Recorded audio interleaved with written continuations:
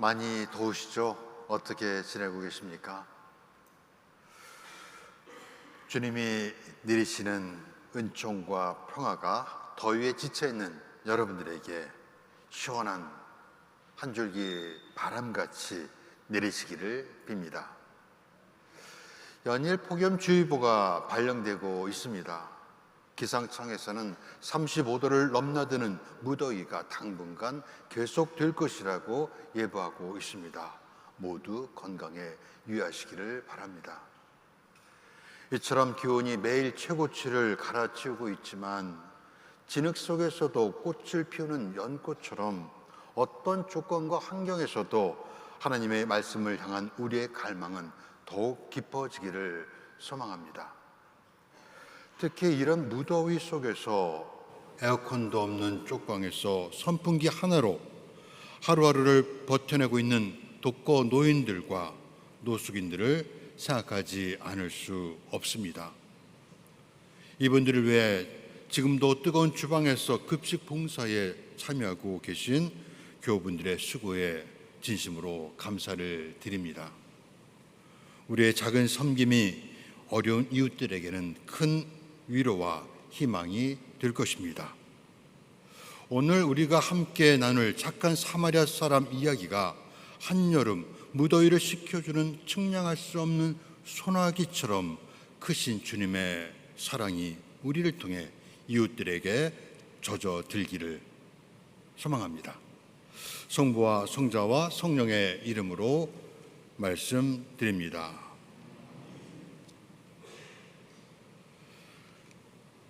착한 사마리아 사람과 탕자의 비유는 예수님의 가르침 중 가장 잘 알려지고 사랑받는 이야기입니다. 너무도 익숙하기에 우리는 다 아는 이야기라고 생각하게 됩니다. 그러나 그 생각을 잠시 내려놓으시고 오늘 복음을 다시 바라보면 이전에 보이지 않았던 놀라운 진실이 우리 앞에 또렷하게 드러나게 될 것입니다. 질문이 바뀌면 우리의 삶도 바뀝니다. 영원한 생명을 얻으려면 무엇을 해야 합니까? 율법학자가 예수님께 던진 이 질문은 많은 사람이 궁금해하는 것입니까? 하는 것입니다. 또한 이는 우리가 매일 아침 일어날 때마다 해야 하는 근본적인 질문이기도 합니다. 주님, 오늘은 어디에서 하나님의 뜻을 이룰 수 있을까요? 언젠가 주일학교 아이들에게 설교할 기회가 있어서 아이들의 관심을 끌려고 질문을 하나 던졌습니다. 너희는 커서 무엇이 되고 싶니? 그러자 선생님이요, 소방관이요, 간호사요, 심지어 스파이더맨이나 공주가 되겠다는 대답도 있었습니다. 그때 한 5, 6살쯤 돼 보이는 아이가 손을 들고 저에게 물었습니다. 신부님은 커서 뭐가 되고 싶으세요? 그렇게 저는 자연스럽게 아이들과의 대화에 초대되었고 초롱초롱한 눈으로 저를 바라보는 아이들에게 제가 커서 뭐가 되고 싶은지를 진술해야 했습니다. 그 아이처럼 율법 학자의 질문을 받은 예수님도 직접 답을 하지 않으시고 율법에 무엇이라고 적혀 있느냐, 너는 그것을 어떻게 읽었느냐 하는 질문으로 질문에 답하셨습니다. 율법 학자는 신명기 6장 5절을 인용하여 완벽한 답을 내놓습니다. 내 마음을 다하고 내 목숨을 다하고 내 힘을 다하고 내 생각을 다하여 주님이신 내 하나님을 사랑하여라. 그리고 내 이웃을 내 마음같이 사랑하여라. 예수님은 옳은 답이다 하며 칭찬하시지만 거기서 멈추지 않으십니다. 예수님은 그대로 실천하여라. 그러면 살 수 있다고 말씀하셨습니다. 그런데 율법학자는 이 말씀에 걸려 넘어지고 맙니다. 그가 다시 물었습니다. 누가 저의 이웃입니까?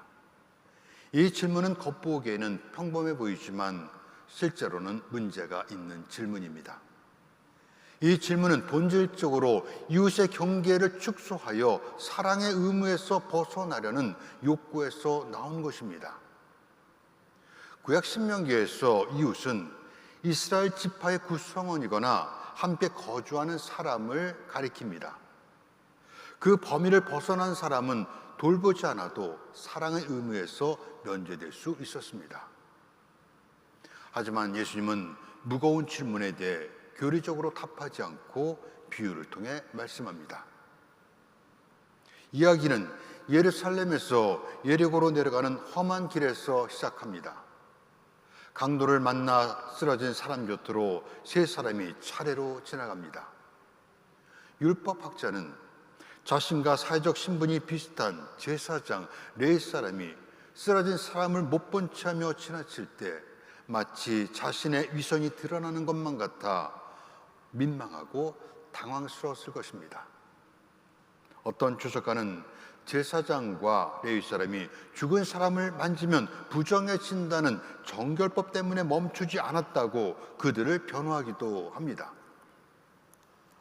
하지만 그 사람은 완전히 죽지 않고 반쯤 죽은 상태였습니다. 그게 아니라면 혹시 제사장이 성전 예배 늦을까 봐 서두르다가 그랬던 것은 아닐까요? 그러나 오늘 본문을 보면 그는 예루살렘에서 내려가는 길이었으니 성전으로 가는 것은 아니었습니다. 제사장과 레위 사람들에게는 변명의 여지가 없습니다. 어떤 변명도 용납되지 않습니다. 오늘 일독서 아모스에서 하나님은 나 이제 다림줄을 내려 내 백성 이스라엘 한가운데 드리웠다고 경고합니다. 다림줄은 줄에 줄을 달아 수직으로 내려뜨려 벽이 똑바로 서 있는지를 재는 도구로 본문에서는 하나님의 정의와 심판이 임박했다는 것을 상징합니다. 아모스 시대 이스라엘은 종교적으로 번영을 누렸지만 그들에게 몸부쳐 사는 이방인들과 가난한 이들의 권리를 외면했습니다. 착한 사마리아 사람에 비해서 제사장과 레위 사람이 보인 태도는 아모스 시대 하나님께서 질책하신 종교 지도자들의 모습과 조금도 다르지 않습니다. 율법의 틀 안에 갇혀 있는 그들은 하느님의 다림줄 앞에서도 자신들의 믿음이 얼마나 비뚤어져 있는지 깨닫지 못합니다. 이는 형식적 종교 허상을 드러내는 부끄러운 장면입니다. 하나님은 이미 아모스 5장에서 정의가 강물처럼 흐르고 서로를 위하는 마음이 개울같이 넘쳐 흐르게 하라고 명령하셨습니다. 그런데도 여전히 그릇된 행태가 계속되자 다시는 눈 감아주지 않겠다고 단호히 말씀합니다. 율법학자는 그래도 세 번째 사람만큼은 당연히 유대인으로서 진정한 이웃의 모습을 보여주리라고 기대했습니다. 그런데 예수님은 충격적인 반전을 던집니다. 세 번째 인물은 유대인이 아니라 사마리아 사람이었습니다. 그는 유대인들이 그어놓은 이웃의 경계 밖에 있었습니다. 그런데 그는 앞에 두 사람과 달랐습니다. 그는 쓰러져 있는 사람을 보고는 가엾은 마음이 들었습니다. 여기서 가엾이 여기다로 번역된 헬라어 스플랑크니조마이는 값싼 동정심이 아닙니다.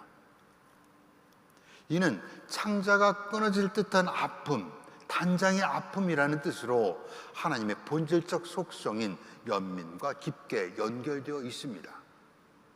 이 단어는 예수님께서 그를 따르던 사람들을 불쌍히 어기실 때 자주 사용되는 단어와 같은 말입니다.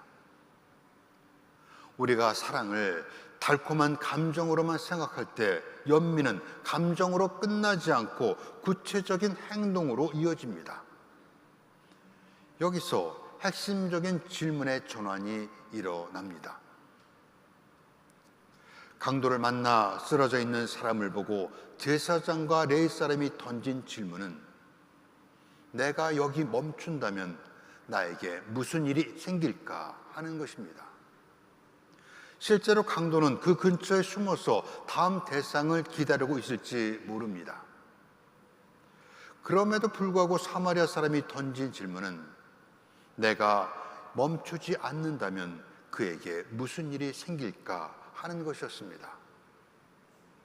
하느님의 정의는 제사장과 레위 사람의 율법과 경건의 울타리가 아니라 사마리아 사람이 보여준 사랑의 숨결 속에 있습니다. 그는 기름과 포도주로 상처를 치료하고 자신의 나귀에 태워 여관으로 데려가 하룻밤을 돌보아 주었습니다. 다음날 그는 주머니에서 2데나리온을 꺼내 여관 주인에게 건네주며 부족하면 돌아와서 갚겠다고 약속하고는 제 갈 길로 갔습니다. 골로사이서에서 사도 바울로는 주님께서 원하시는 생활을 함으로써 언제나 주님을 기쁘게 해드리고 온갖 좋은 일을 행하여 열매를 맺으며 하나님을 더욱 잘 알게 되기를 바란다고 했습니다. 사마리아인의 이 행동이 바로 주님을 기쁘게 해드리는 일이며 열매 맺는 삶의 구체적 모형입니다. 오랫동안 우리는 설교에서 오늘 비유의 착한 사마리아 사람이 되어야 한다고 배웠습니다. 물론 그것도 소중한 교훈입니다. 하지만 조금 더 깊이 들여다보면 강도를 만나 길가에 쓰러져 있는 사람이 바로 우리 자신이라는 것을 깨닫게 됩니다. 우리 가운데 누구도 인생에서 한 번도 강도를 당해 본 적이 없다고 말할 수 없을 겁니다. 실제로 소유한 재산을 도둑맞기도 했고 어떤 이는 불의한 제도와 법에 의해 삶을 빼앗기기도 했습니다. 또 어떤 사람은 직장에서 부당한 대우를 받은 적이 있고 죄의식과 좌절로 반쯤 죽은 상태가 되어 스스로 지은 감옥에 갇힌 적도 있을 것입니다. 그때 하느님께서는 착한 사마리아 사람으로 우리에게 다가오셨습니다. 그런데 길에 쓰러져 있는 사람이 도움을 받을 만한 자격이 있는 것입니까? 오히려 그가 그렇게 위험한 길을 혼자 여행한 것은 어리석은 짓이라고 비난받아 마땅할지도 모릅니다. 하지만 오늘 비해서 주목할 것은 그것이 전혀 중요하지 않다는 사실입니다. 사마리아 사람은 아무것도 묻지 않고 그를 도왔습니다. 그것이 이 비유가 가장 놀라운 이유입니다. 지금도 묻지도 따지지도 않고 쏟아지는 하느님의 자비는 우리가 도움을 받을 자격이 있어서가 아니라 그냥 우리를 사랑하시기 때문입니다. 그렇습니다. 그것은 주님의 무조건적인 사랑입니다. 만약 예수님께서 십자가에서 당신 자신을 온전히 내어주시지 않으셨다면 착한 사마리아 사람의 이야기는 우리에게 현실감이 없는 공허한 이야기에 불과했을 것입니다. 그러나 그분께서 먼저 그렇게 하셨기 때문에 오늘 이야기는 우리에게 진실하게 다가옵니다. 이제 질문의 주도권이 바뀌었습니다. 예수님이 율법학자에게 다시 묻습니다. 자, 그러면 이 세 사람 중에 강도를 만난 사람의 이웃이 되어준 사람은 누구였다고 생각하느냐? 율법학자는 답을 알고 있었지만 마지막 자존심 때문인지 차마 사마리아 사람이라는 말을 입에 올리지 못하고 그 사람에게 사랑을 베푼 사람입니다. 이렇게 대답합니다. 예수님의 이 마지막 말씀이 오늘 복음의 핵심입니다. 너도 가서 그렇게 하여라. 그것은 어디에 이웃의 경계선을 긋느냐의 문제가 아니라 선을 완전히 지워버리는 것입니다.